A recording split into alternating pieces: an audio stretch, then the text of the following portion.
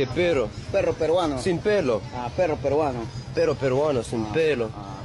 ¿Dónde está tu perro? Reinhardt enfrentándose frenéticamente a Satella, Petra descubriendo el regreso por muerte, una versión de Subaru correspondiente al arco 4, el enfrentamiento entre la facción de Feld y el grupo de Aldebarán, y el regreso del arzobispo del pecado de la gula, Roy Arhart. Son algunos de los eventos que ocurren entre los capítulos 16 y 24 del arco 9. Como hemos hecho en otros videos, en este también resumiré todo lo sucedido, pero antes que nada, ¡comencemos!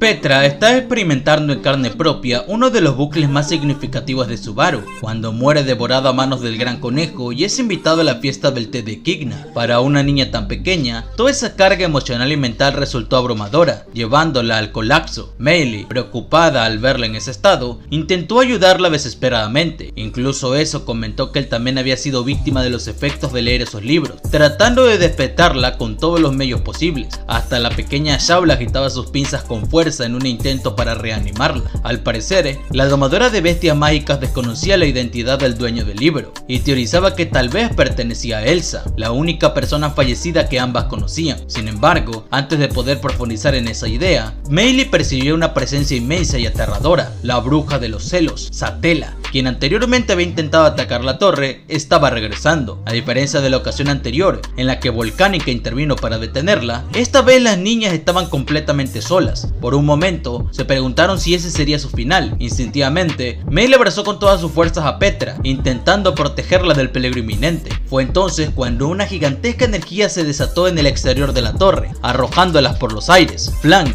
que estaba tratando las heridas de Garfield y eso, anuncia con urgencia que Reinhardt estaba combatiendo afuera. Al oír esto, Meili preguntó si el enemigo era Satella, lo cual dejó paralizada a la sirvienta. Se dio cuenta de que había sido muy insensible. Después de todo, cualquiera quedaría inmóvil ante la sola presencia de la bruja. Era admirable que Subaru y Emilia fueran capaces de resistir semejante existencia. Meili, sin embargo, ya había vivido esa experiencia 2 veces. Sabía que los ataques de Satella estaban relacionados con su visita a la torre. Por esa razón, concluyó que debían escapar lo antes posible. A fin de cuentas, podrían convertirse en un estorbo para Reinhardt. Así que, dejando atrás el libro de los muertos de Subaru, Meili recogió a Petra en brazos y se prepararon para huir.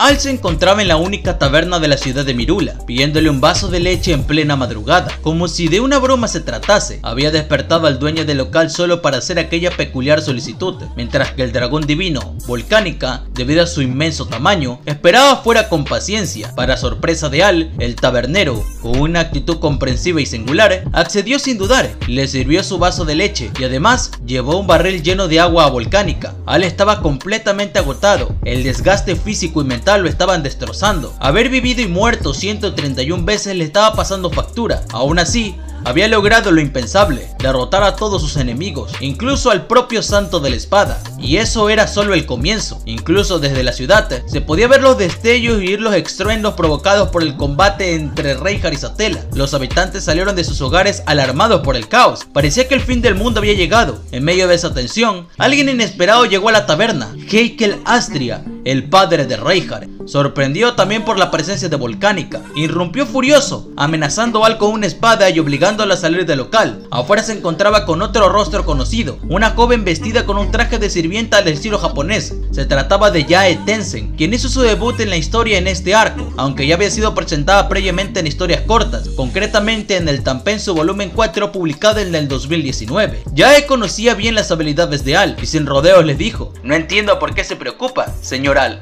De todos modos, usted no puede morir". Así, Al se reunió con sus 2 colaboradores en su cruzada contra el mundo. Explicó que le tomó 16 intentos preparar su carta de triunfo contra Reinhardt. A pesar de pertenecer a la misma facción, su relación con Heikel era tensa. Incluso en ese momento, Heikel le reclama su parte del trato. Al le había prometido la sangre del dragón, con la que esperaba despertar a su amada esposa de un profundo sueño. Pero, a pesar de tenerlo al frente, Al seguía posponiendo la entrega, lo que exasperó aún más a Heikel. El desconcierto creció al enterarse de que su propio hijo, Reinhardt, estaba luchando contra la mismísima bruja de los celos. Eso formaba parte del plan. Por un instante, dejó ver una preocupación genuina por su hijo. Jae, molesto ante su actitud, le reprende sin delicadeza, tachándolo de tonto. Le dijo que debía calmarse si realmente quería cumplir sus objetivos. Fue entonces cuando Volcánica intervino, deteniendo a Heikel con un solo brazo. Le explicó que aún no podían entregarle la sangre del dragón, ya que no podían permitirse perder esa carta. Al prometió que más adelante le explicaría todo y cumpliría con su parte, asegurándole además que su hijo no sería devorado por la bruja. Tras eso, pagó al tabernero con una moneda de oro y se dispuso a marcharse, pero el hombre, reuniendo el coraje, le explicó a Volcánica que detuviera aquella calamidad. Sin saber qué responder, Volcánica solo pudo recomendarle abandonar la ciudad. No era su deber interferir en ese combate, pero en 7 días eliminará la causa del fin del mundo.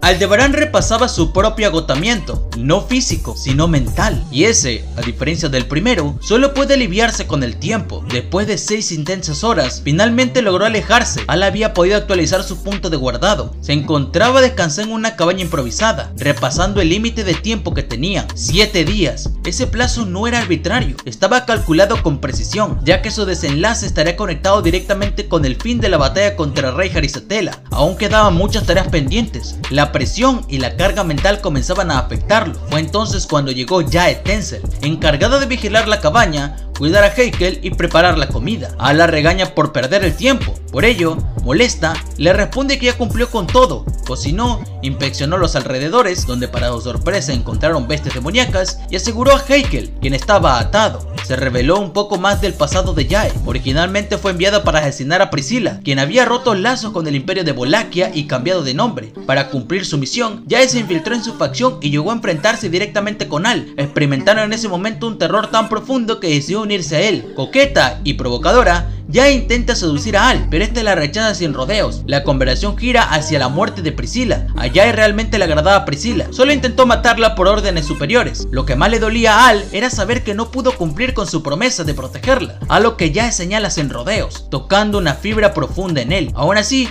ella intentaba consolarlo, explicando que solo lo presiona como una especie de seguro. Sabe que, cuando los planes de Al concluyan, este verá cumplir su promesa, morir. Por eso, ya está dispuesto a darlo todo, cuerpo y alma, para asegurar su victoria. En ese momento, Heikel se despierta y le exige a Jae que lo besate antes de colapsar, aunque entre ellos hay una notoria tensión, ya que se desagradan mutuamente. No tenía más opción que colaborar, el equipo estaba corto de personal. Mientras tanto, Aldebarán ya se había convertido en un enemigo público. Volcánica, usando como distracción, sobrevolaba la zona desplegando toda su magnificencia para llamar la atención. Al no estaba preocupado, confiaba que su otra versión pueda cumplir ese papel a la perfección, pero la calma no duraría mucho. Durante la conversación, Jae detecta un problema. De pronto, resuena desde el bosque. Es Felt, anunciando su llegada con toda su facción lista para actuar. Han sido rodeados.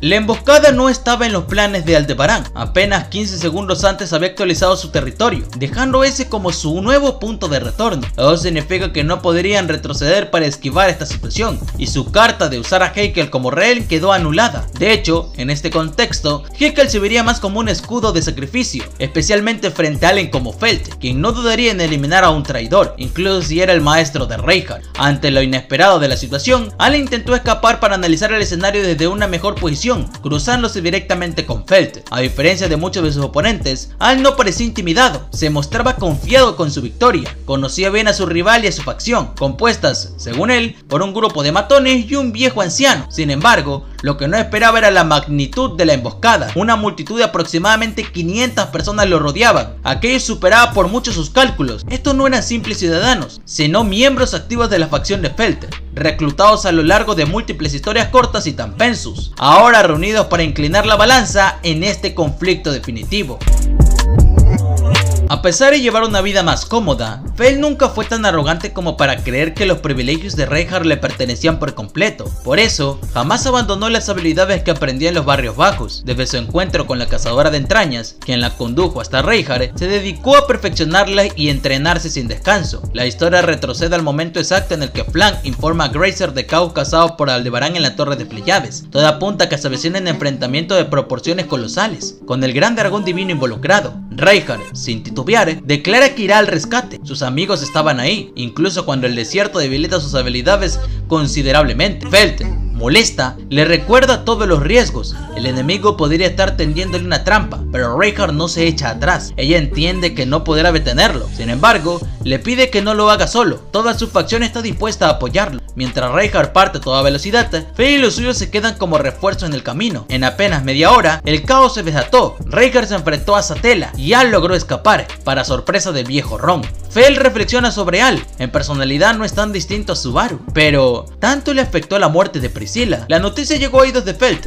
Pero, ¿qué estará planeando Al? El trío de ladrones también estaban presentes, y aunque asustados por el enfrentamiento con la bruja de la envidia, se mantenían firmes, sentían un miedo genuino, pero demostraron su valor y preguntaron a Fel cuál sería el plan, observando los movimientos del Aldebarán en los suyos, notando que el dragón divino se había dirigido al norte, lo que sugería que Al también lo había hecho. Sin embargo, Felt, consciente de la astucia de su enemigo, sospechaba que eso podría ser una distracción. Decide tomar la dirección opuesta, desplegando todas sus fuerzas allí, convocando a viejos conocidos, saldando cuentas del pasado y cobrando favores pendientes. Así logró reunir un ejército de más de 500 guerreros, preparados para el momento perfecto. Entonces, desde las espesuras del bosque, una voz rompió el silencio. ¡Oye, cabeza de casco! Ese grito de guerra marcó el inicio del enfrentamiento. El giro inesperado de los acontecimientos no formaban parte del plan de Aldebarán, tanto que no pudo evitar reír ante tal ironía. Frente a él, Fel había logrado ejecutar una emboscada implacable, y Yael, tranquila como siempre, no ocultó su admiración por la astucia de la joven líder. Intentando evitar la confrontación, Al trató de razonar mencionando el combate entre Reinhardt y Satella, pero antes de terminar, fue brutalmente interrumpido por una patada directa de Grazer. El impacto casi lo deja inconsciente, pero con sus últimas fuerzas logró morder una cápsula de veneno oculta en sus dientes, activando así su habilidad para regresar de la muerte. Su nuevo punto de guardado quedó fijo justo en el momento en que Fel gritaba: ¡Oye, cabeza de casco! La realidad lo golpeó de nuevo. Enfrentaba una amenaza que superaba con creces sus cálculos. Esperaba un grupo pequeño, no una fuerza de 500 personas, y su mejor carta, el dragón divino volcánica, no estaba presente. Era evidente que el mundo aún tenía enemigos que Al no podía derrotar. Aún así, dejando de lado los lamentos, rápidamente reunió a sus compañeros. Les advirtió de la emboscada que se avecinaba. Heikel, sorprendido y atemorizado, pregunta qué harán. Al pidió el apoyo de Yael, pero incluso para ella, enfrentarse a tantos enemigos no era una opción viable. Aldebarán teorizaba que tal vez podrían tomar otro camino para evitarlos, pero antes de poner algo en práctica, el ataque comenzó. El enemigo lanzó una lluvia de troncos en llamas, lo cual era solo el inicio. En otro extremo, Fel se encontraba junto a Myfred, un misterioso personaje con la capacidad de robar bendiciones divinas, aunque no revelaba cómo lo hacía. Myfred confirmó la presencia de Al, y el viejo Ron explicó el verdadero propósito del ataque inicial. La madera que lanzaron produciría un humo denso y tóxico. Con ayuda de usuarios mágicos, lograron esparcirla por todo el bosque, convirtiéndola en una trampa mortal. Felt, sorprendida por el ingenio de su abuelo, se preguntaba qué secretos guardaba sobre su pasado, aunque no era el momento para preguntar. Mientras tanto, el grupo de Aldebarán comprendía el objetivo. No era quemarlos, sino ahogarlos con el humo. Heikel, asustado, pensaba que planeaban incendiarlos vivos, pero Al lo tranquilizó. Estaban siendo acorralados, sí, pero no podían permitirse una batalla prolongada. La única opción era escapar. Heikel, espada en mano, abrió camino entre los árboles. Mientras tanto, Al analizaba si debía actualizar su punta de guardado. Esta situación era mejor que enfrentarse directamente con 500 enemigos. A medida que el humo cubría el área, lograron encontrar una salida, y ahí, al borde del humo, los esperaba Raichi con 50 guerreros. Raichi no podía evitar sorprenderse por el rumbo que había tomado su vida. Ahora estaba involucrado con la bruja de la envidia y el mismísimo dragón divino volcánica. Sin embargo, si todo salía según lo planeado, saldrían victoriosos. Estaba acompañados por más de 50 matones. Con un enorme árbol fue lanzado hacia ellos. Raichi lo destruyó con su magia, animando a los suyos. Les había tocado el premio gordo. Sin embargo, la lluvia de troncos continuaba. Aunque Raichi los neutralizaba, sabía que no podían resistir por mucho más tiempo. Su determinación elevó la moral del grupo, hasta que, desde las alturas, Yael advirtió: Heikel, se comieron el anzuelo. En un instante, inmovilizó a todo el pelotón en su técnica de hilos, atrapándolo desde los aires. Orgullosa, admitió que no fue difícil. Con un poco más de esfuerzo podría capturar a 100. Al, agradecido, sabía que una de sus mayores debilidades era enfrentarse a grandes grupos. En ese momento, se debatían entre matarlos o solo herirlos. Decidió que bastaba unas cuantas heridas. Apareció un misterioso hombre con cuerpo de cerdo que golpeó violentamente a Aldebarán. Sin embargo, ya reaccionó a tiempo y con sus hilos logró amputarle un brazo al atacante, salvando a Al por un pelo. Aún así, él estaba malherido y no podía continuar, por lo que usando los hilos de Yae se cortó la cabeza. El nuevo punto de guardado se fijó justo cuando Raichir disparó su magia. A partir de ahí, el enemigo murió 73 veces intentando evitar al cerdo. No importaba dónde se escondiera, siempre lo encontraba. En una de sus muertes, Al incluso usó a los matones capturados como escudos humanos. Desesperado, Al decidió cambiar de estrategia, abandonar a Heikel y junto a Yae intentar escapar del bosque. Sin embargo, el humo se volvió más denso. Yae, como superhumana, podría resistirlo, pero Al no, mientras esquivaban piedras enormes lanzadas desde la distancia. Yae lanzó a Aldebarán fuera del bosque, justo al lugar donde Grazer lo había pateado antes. Allí lo esperaba Ron y Gastón. El primer golpe de Gastón lo dejó fuera de combate. Al analizó rápidamente la agitación y se suicidó con el veneno en sus dientes, volviéndolo a intentar. Ron, por su parte, evaluaba a su oponente. Aldebarán había logrado controlar al dragón divino y derrotar a Reinhardt. Si ganaba en esta batalla, Fel estaría un paso más cerca del trono. Aunque la joven nunca actuó por ambición, todos sabían que su victoria sería un impulso determinante. Ron,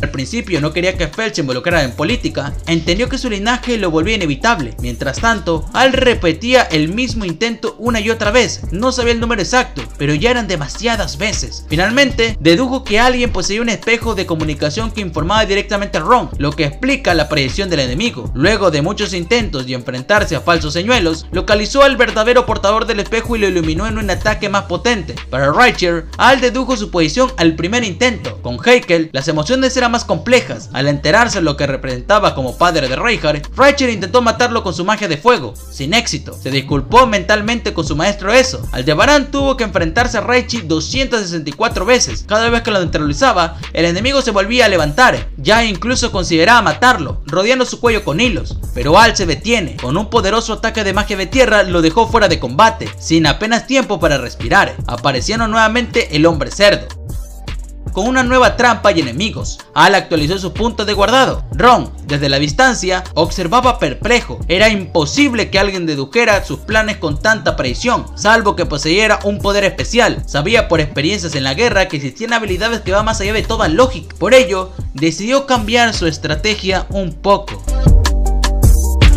Aldebarán volvió a usar su regreso de la muerte de formas inimaginables. En esta ocasión, logró poner en jaque al terrible hombre cerdo, rodeado por los hilos ensangrentados de Yae. El campo de batalla era un caos, su grupo había sido eliminado por completo. Fue una lucha encarnecida que le tomó 23.008 intentos para orquestar este escenario. Usó uno de los anillos de Yae para estrangular al hombre cerdo, mientras Yae se encargaba de los enemigos restantes. Heikel, por su parte, solo colaboró destruyendo los espejos de comunicación. Fuera de eso, fue prácticamente inútil. Heikel estaba sorprendido y le pregunta a Al qué estaba haciendo. Todo parecía estar en su contra y sin embargo logró derrotarlos a todos con relativa facilidad. Al destruir el segundo espejo de comunicación, Ron confirma que Al debía estar usando una magia especial. Había derrotado al hombre cerdo, cuyo nombre era Daltore, un enemigo con una fuerza comparable a la del mismísimo demonio de la espada. Aunque Ron se retracta de inmediato, pues ese nombre, Valgakron, era para él un recuerdo traumático, una presencia tan abrumadora que lo marcó profundamente. Fue entonces que el enemigo usó una nueva carta, un cañón que disparó a la oscuridad nocturna y convirtió el cielo en pleno día, el mismo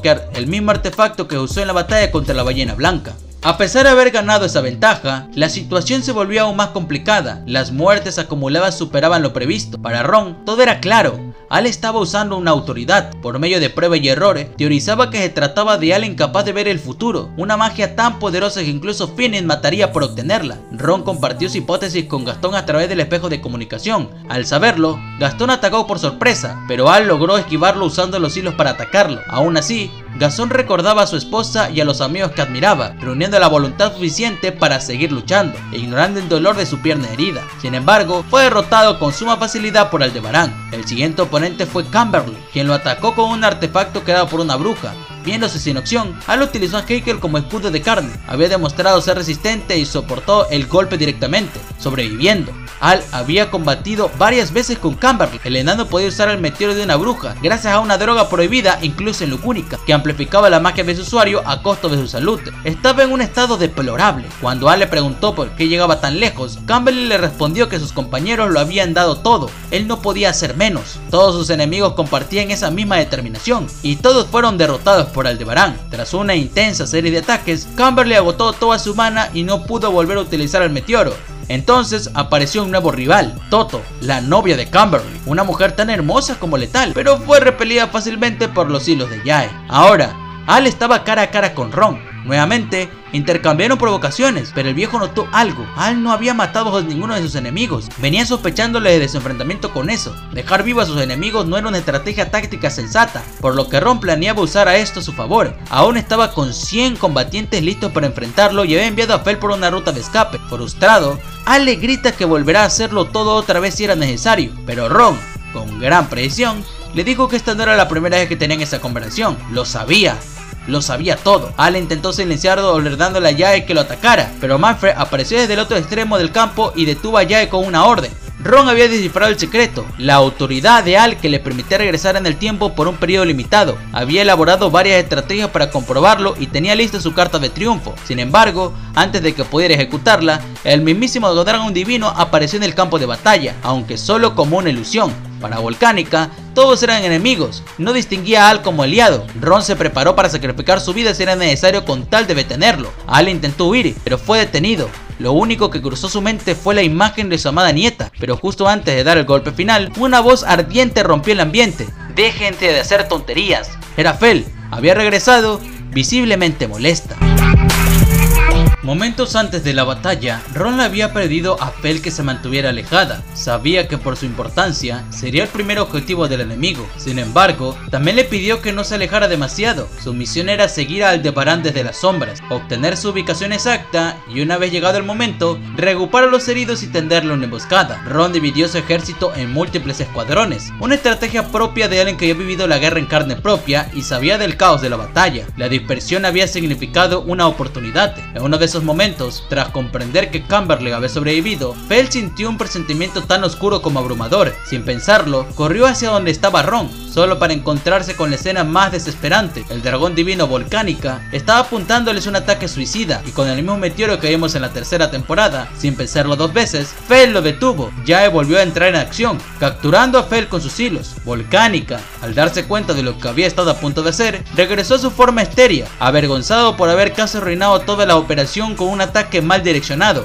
En su mente, comparaba este momento con unos duros entrenamientos con Equigna, donde había muerto cientos de veces en un solo juego de ajedrez. 5 centenares de soldados malheridos llegaron al campo de batalla. A pesar de ese estado, cada uno estaba dispuesto a dar su vida con tal de detener a Aldebarán. Sin embargo, ahora todo era diferente. El dragón divino estaba presente. Fue entonces cuando algo extraño sucedió.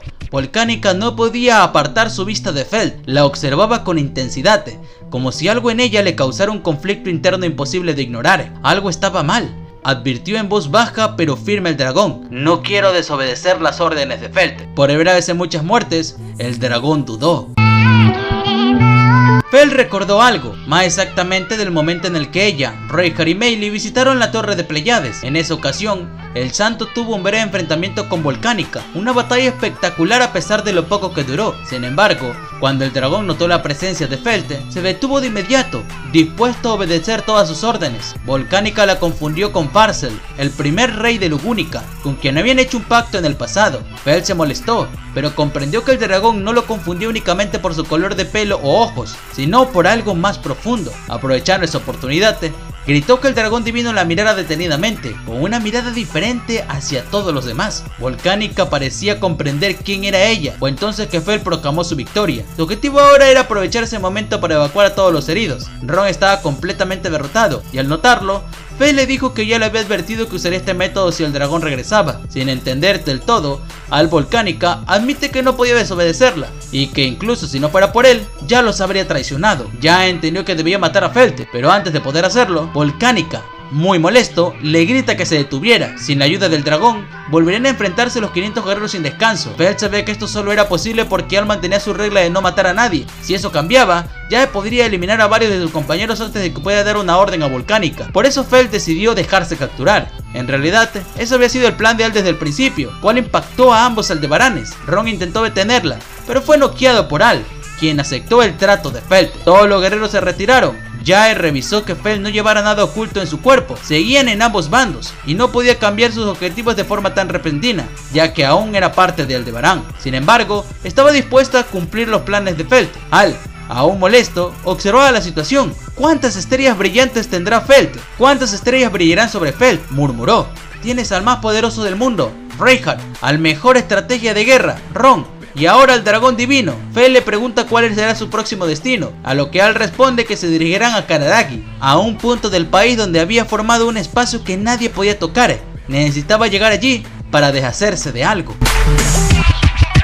Aldebarán actualizó su punto de guardado mientras se tomaba un respiro tras la fatiga mental que suponía utilizar su poder. Mientras analizaba la nueva zona para poder relajarse completamente, Jay y Volcánica estaban presentes como guardaespaldas, conversando un poco sobre Fel y su situación con el dragón. Aquello prácticamente confirmaba que ella era la legítima heredera al trono y el familiar perdido del reino. Al realmente deseaba que regresara sana y salva, para que pudieran seguir compitiendo por el trono. Se preguntaba qué estaría haciendo en ese momento. Resulta que estaba siendo vigilada por Haykal, la peor combinación posible, así que intervino antes de que pudiera causar algún problema. No había ocurrido nada, pero Haykal ya había sido advertido de antemano. En ese momento, Fel se enteró de que estaba dentro del plan para conseguir sangre del dragón, comprendiendo de inmediato el porqué. La necesitaba para despertar a su esposa, la madre de Reinhardt. Ella ya la había conocido desde tiempo todos los problemas familiares que involucraban a los Astria, y por eso no le reprochó directamente a Haykal por sus acciones, aunque hizo un comentario con cierto aire de superioridad. Al delegó su vigilancia y se marchó, diciendo que en verdad era bastante dura con sus palabras. Fel tenía un hilo atado en el cuello a modo de seguro. Al ya había notado que ella era alguien a temer, totalmente impredecible, así que no volvería a cometer ningún error con ella. Aunque había dicho que se dirigirían a Kararagi, primero tomarán un desvío para cumplir con algo que necesitan para su plan, aprovechando que justo ahora habría menos vigilancia. Tras 407 intentos y derrotar a gran parte de la seguridad, Al logró dar con el paradero de lo que buscaba. Entró a una habitación, una celda de confinamiento, una sala especialmente hecha para resguardar a uno de los criminales más peligrosos, Roy Arhar, el arzobispo del pecado de la gula. Con mucha determinación, Al le dijo: "Ven conmigo y te perdonaré la vida". Pasamos a la pelea entre Satella y Reinhardt. Ambos seguían en un combate implacable. Mientras Flan gritaba preocupada por el caballero, Reinhardt no podía distraerse ni un segundo. Sus brazos seguían heridos, y con la funda de la espada del dragón Raid destruía cada brazo que la bruja usaba para atacarlo. Meili, por su parte, era la única útil del grupo en ese momento. Eso y Garfield aún no despertaban. Petra seguía inconsciente por el libro de los muertos, y Flan no apartaba la mirada de Reinhardt. Ella era quien llevaba las riendas de para atrás y tenía la tarea de huir del campo de batalla con los demás. El suelo temblaba tanto que llegó un punto en el que era casi imposible que la dragona se mantuviera en pie. Si caía, prácticamente todos estarían perdidos. Fue entonces cuando Petra despertó, aferrándose al cuello de para atrás para mantenerla firme, y comenzó a guiarla en su huida, completamente transformada. Con una nueva determinación, con voz firme, dijo que se lo dejaran a ella, que ahora debían escapar del desierto. Murmuró que debían hacer algo ellos mismos, y en ese momento, un Subaru en forma de ilusión le respondió positivamente. Tal como ocurrió con Meili en el arco 6, Petra ahora podía ver y comunicarse con un Subaru, más específicamente con el del arco 4, el mismo que le dijo a Equigna que podía regresar de la muerte. Y así concluye el resumen de los capítulos del arco 9. Estoy muy emocionado por este conflicto, ya que cada episodio se vuelve más impredecible, especialmente ahora con la incorporación de Roy Arhar al equipo de Al, uno de los arzobispos del pecado más poderosos, la gula. Si les interesa estos resúmenes, pueden hacérmelo saber en la caja de comentarios, y me encargaré de traer los capítulos más recientes lo antes posible. Y sin nada más que agregar, adiós.